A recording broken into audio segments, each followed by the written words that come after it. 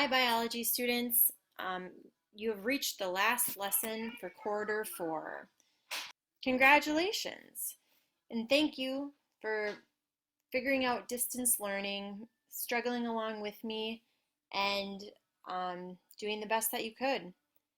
The last few lessons after today will be for catching up, redoing the assessments or any assignments so you can get the highest grade you possibly can for quarter 3 and for quarter 4.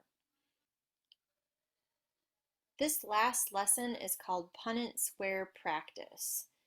There will be 2 Punnett squares. Example 1 I will do, and you can copy it down on Notability or in your notebook.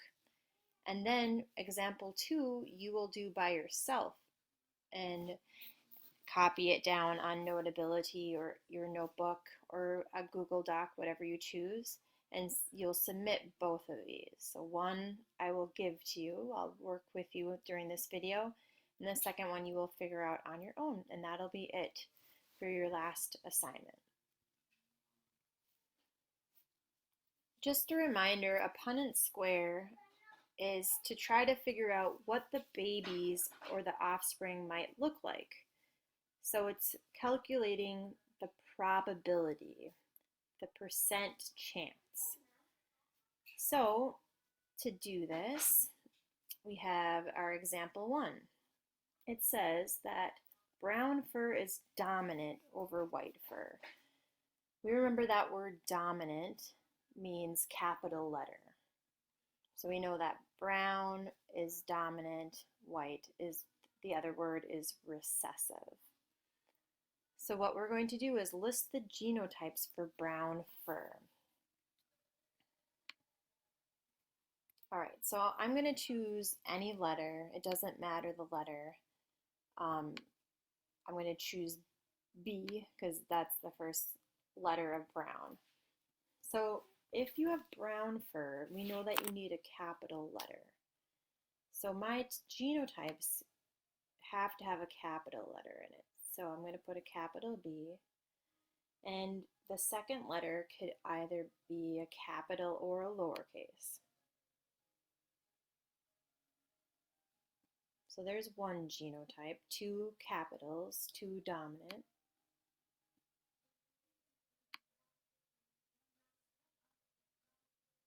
The second one, our second choice, is 1 capital and 1 lowercase. Both of these will give you brown fur because it doesn't matter if you have 2 dominants, 2 capital B's, or 1. Both of these give you brown fur. On the other hand, there's only one genotype for the recessive white fur, and that's our third and final choice, 2 little B's. Okay, direction number 3 says, make a Punnett square crossing, that means just putting together, a homozygous dominant rabbit with a homozygous recessive. So right away that word dominant should make us think capital. That word recessive should make us think lowercase. Homo, if you remember, means same. So a homozygous dominant, same dominant, means the 2 letters need to be the same. They both need to be capitals or dominants. Homo, same, recessive means both letters are the same. They're both lowercase, both recessive.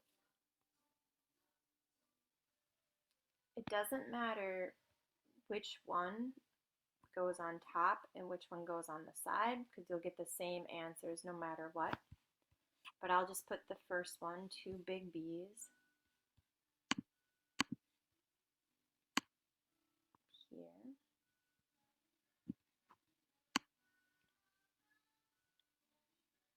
And the 2 recessive or lowercase on the side.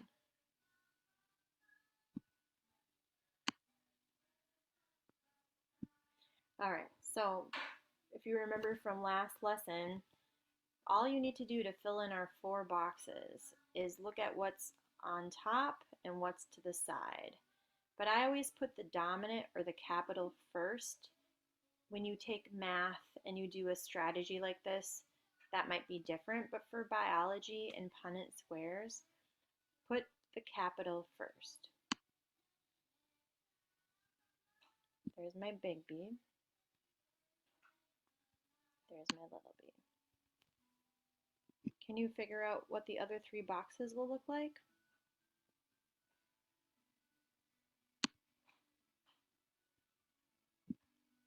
Capital,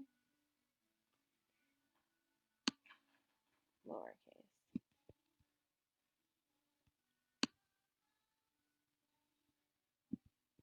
lowercase,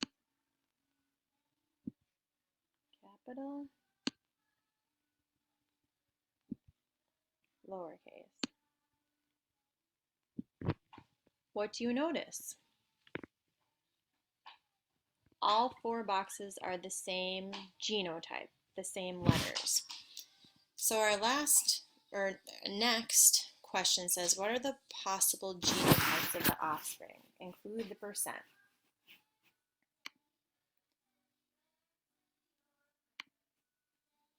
So I'm just going to write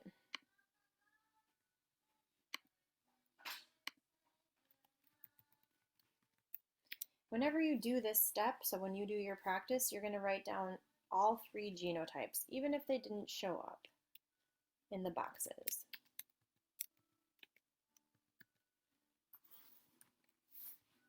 All right.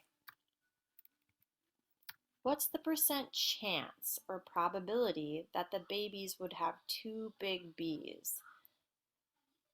Do you see any boxes that have 2 big B's next to each other? If not, then we would write 0%. What's the percent chance of big B, little b in all 4 boxes?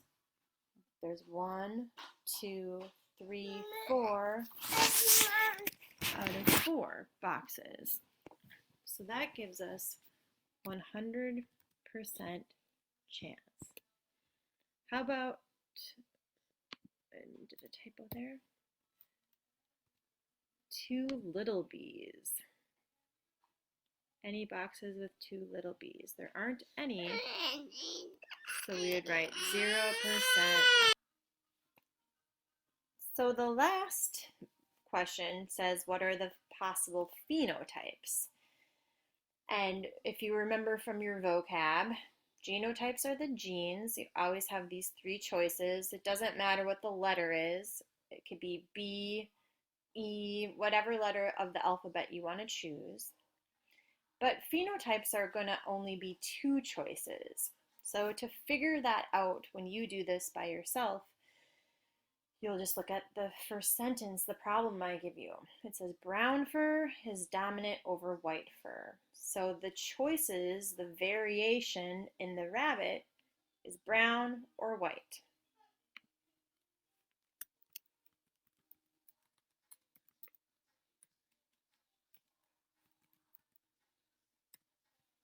So we wrote down that brown is dominant. That means that whenever you see a capital letter, it means the rabbit has brown fur.